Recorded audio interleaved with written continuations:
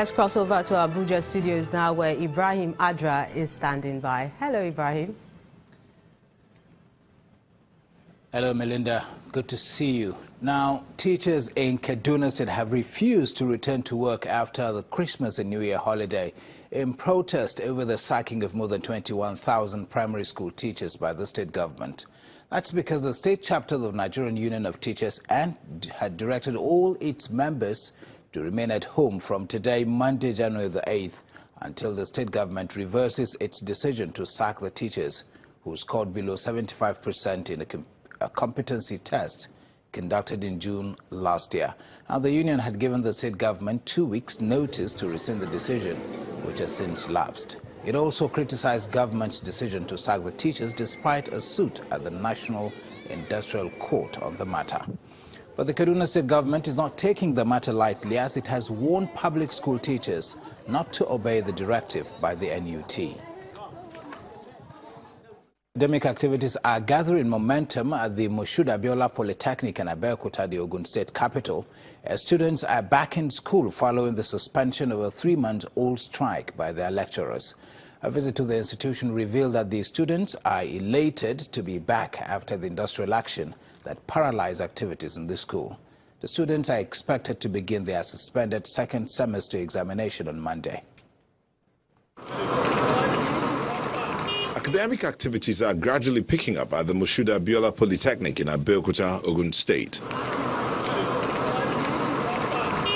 For 3 months, the school has been on strike over the relocation of the institution to Ikpokia area by the state government.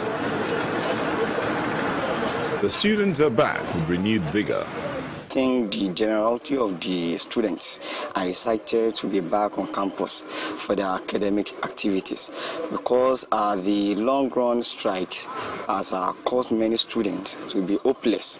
Because some of our colleagues have lost hope. The lecturers too are ready to go and are promising to ensure a hitch-free academic session. We have communicated to them that the strike has been suspended, and I think the examination timetable is out, and our members are committed to following the school calendar. The chairman of the National Association of Nigerian Students in the institution appeals to the lecturers and the state government to address other areas of disagreement to avert another round of industrial action.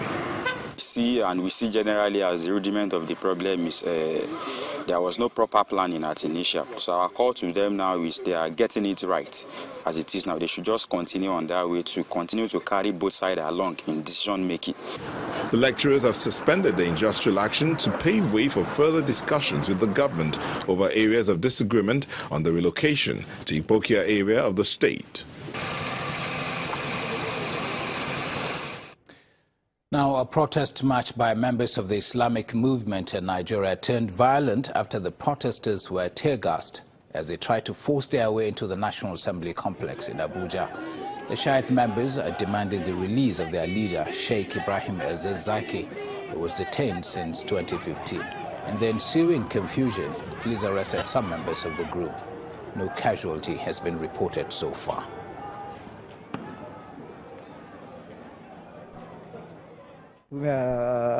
Brothers and sisters in Kaduna, we are protesting. The police opened fire and killed 2 brothers. Today, we that live in Abuja and others that are far away come down and call on the government and call on the public to know what is actually happened to the leader. The police, you see what happens. They attack us. Right now, I'm not even properly okay because I was beaten. I was tear gas. I was beaten with a lot of things by the police. So the health of the leader is quite disturbing, and you can see the way they are oppressing us. They don't want us to even show our concern to our dear leader. Nigeria's ruling All Progressive Congress APC has set up a committee to examine what led to the party's loss in the 2017 Anambra governorship election. The party's national chairman, John Oyegun, says it has become necessary to examine the party's performance in the Anambra governorship election in preparation for the 2019 general elections. He explains that the Southeast and South-South will be critical for the APC in the 2019 general election. Former Governor of Ekiti State, Nia Debayo, is the chairman of the committee. Well, it's a good start across all sectors of Nigerian stock market today, and that and other reports will be coming up later. For now, we go back to Melinda in our Lagos studio. Melinda. Thank you so much, Ibrahim. The Nigerian Air Force is investigating the reason behind the crash of one of its helicopters during a counterinsurgency mission in the northeast. Although no one died in that incident, the Chief of Air Staff, Air Marshal Sadiq Abubakar, has ordered the investigation in line with global best practices. A statement by the Director of Air Force Public Relations and Information, Air Vice Marshal Olatokunbo Adesonya, is also asking for the support of Nigerians as it strives to ensure the security of everyone and the nation's territorial integrity. Traders at the popular electronic plaza along Ahmadu Bello Way in Kaduna State are counting their losses after a fire burnt down their wares this morning. Eyewitnesses say the fire, which started at about 1 a.m., was caused by a power surge from a high-tension wire. Goods worth millions of naira are said to have been destroyed before firefighters got to the scene to stop the fire from spreading to other sections of the market. The president of the Electronic Traders Association, Uche Simon, describes it as a disaster. This morning they called us that there is fire problem here, so all of us, we came out. And before we even come out, we find out that almost everywhere, if you look at the owners of these shops, they are all beginners. And this thing that happened, it really affects them. If there is any, my appeal is that if there is any how government can come to the rescue, please, we are appealing to them to come around. Because if you enter this place, you will find out a lot of millions of goods damaged here. The Lagos State government has given assurances that all home and shop owners whose properties had to go in the ongoing construction of the Penn Cinema flyover will be compensated. The Lagos State Commissioner for Urban Development and Physical Planning, Mr. Abiola Anifowoshe, in a chat with Channels Television, promised that the affected people will be paid whether they have papers or not. When the Penn Cinema flyover is completed, this is what it will look like. And work is ongoing to achieve that within the next 10 months. However pleasant that sounds and looks, it brings concern to some residents.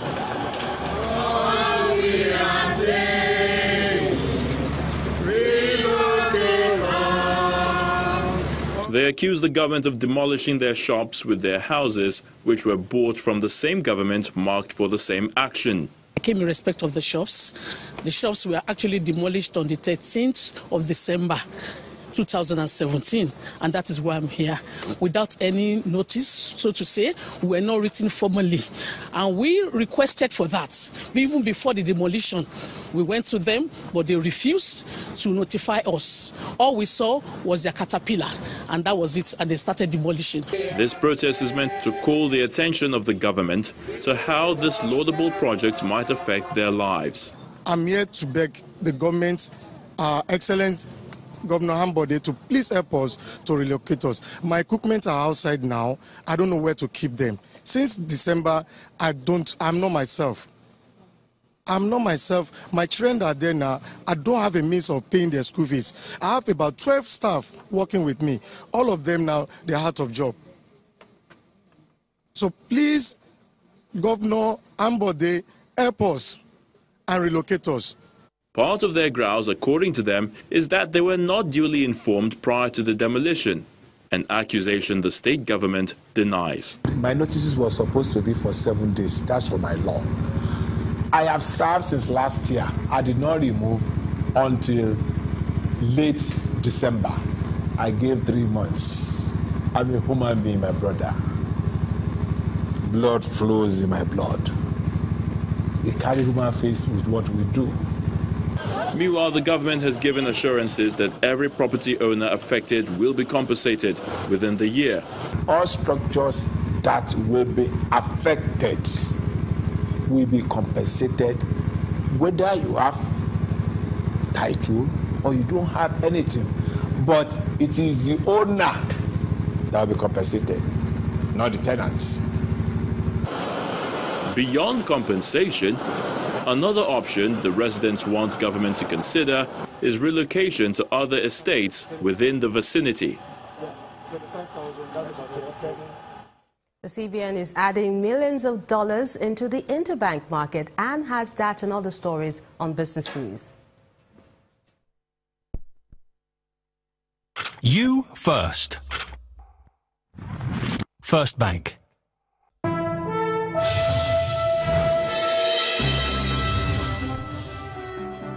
Thanks a lot, Melinda. Just barely 4 days after hitting $39.07 billion, Nigeria's external reserves, also known as the forex reserves, have hit a new threshold of $40.4 billion. Figures obtained from the CBN today show that the forex reserves reached the $40 billion mark on January the 5th, 2018, indicating an increase of about $1 billion between December 2017 and January 2018. The central bank spokesman, Mr. Isaac Okorafo, has attributed this increase to the regulator's strategy to effectively manage forex demand by various sectors of the economy. He is optimistic the reserves will continue to rise this year, as this will attract more investors into the country.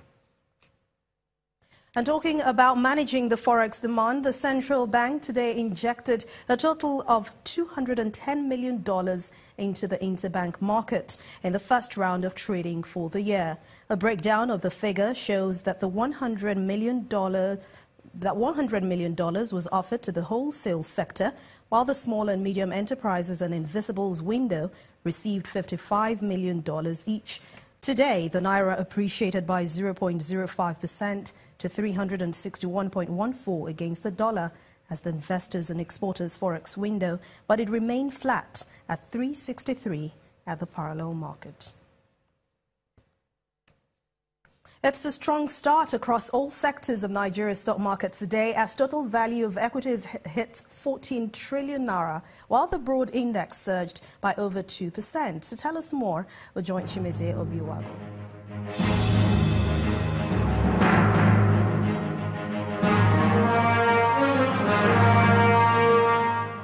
Hello and welcome to the Stock Market Report. The equities market indeed commenced second week of trading in the new year red hot. Trading was bullish throughout the session, and at the sound of the closing gong, the overall index was up 2.38%, rising above the 39,000 mark and almost entering 40,000. Gains were cut across board as all the sectors closed in the green, with the industrial and oil and gas sectors as major contributors. The major driver of this positive sentiment is the general market liquidity level, evident in the transaction value traded today over 16 billion naira. Also, expectations of the full-year results drove the positive sentiment. Investors are optimistic companies will churn out very good audited financials. Today's transactions have set the tones for what is expected this week. Traders say, unless Dangote Cement sheds some weight or remains constant, the market will be bullish till at least Thursday. And that was the Stock Market Report. I'm Chimezie Obiwago.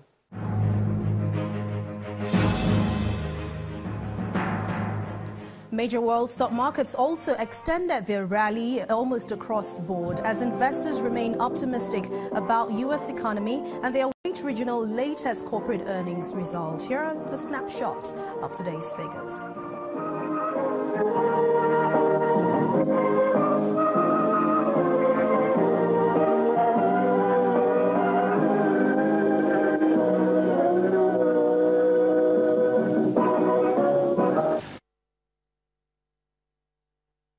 With those figures, we end Business News for tonight. Thank you so much for watching. I'm Anne Nwawado. It's back to you, Melinda. You first.